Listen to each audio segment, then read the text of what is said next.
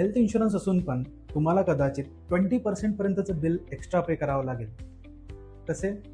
जाणून घेऊया decoding insurance part 5 मध्ये. पॉलिसी परचेस करताना ती अफोर्डेबल आहे की नाही, यासोबतच त्या पॉलिसीमध्ये किती पर्सेंट पर्यंतचा को पेमेंट आहे हे चेक करायला विसरू नका. समजा तुमची पॉलिसी 1 लाखाची आहे तर आणि तिकडे जर का 20% पर्यंतचा को पेमेंट असेल तर तुम्हाला प्रत्येक 1 लाखाच्या बिलवरती 20,000 रुपीज पे करायला लागू शकतात. तुमच्या पॉलिसीमध्ये रूम रेंट कॅपिंग कदाचित 1% असू शकते. म्हणजेच जर का तुमची पॉलिसी 5 लाखाची असेल तर तुम्हाला 5,000 पर्यंतचीच रूम घेता येईल. अशा वेळी समजा सिच्युएशन अशी आली की फक्त 10,000 वालीच रूम अवेलेबल आहे.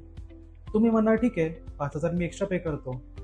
ह्याच वेळी खरा प्रॉब्लेम सुरू होतो. कंपनी म्हणते तुम्ही रूमसाठी 50% एक्स्ट्रा पे करतायत ना, तर तुम्ही एंटायर बिलच्या 50% एक्स्ट्रा पे करा. अशा वेळी मात्र म्हणू नका की कंपनीने आम्हाला फसवलं किंवा एक्स्ट्रा हिडन चार्जेस लावलं. तुम्ही तुमच्या पॉलिसीमध्ये आत्ताच जाऊन चेक करा की त्यामध्ये किती पर्सेंट पर्यंतचे को पेमेंट आहे आणि रूम रेंटचं कॅपिंग किती आहे. जर का तुम्हाला अफोर्डेबल प्राइसेसमध्ये विदाऊट को पेमेंट आणि विदाऊट रूम रेंट कॅपिंगची पॉलिसी हवी असेल तर कमेंटमध्ये दिलेल्या गुगल फॉर्म आत्ताच फिलअप करा आणि आम्हाला संपर्क साधायला विसरू नका. थँक्यू.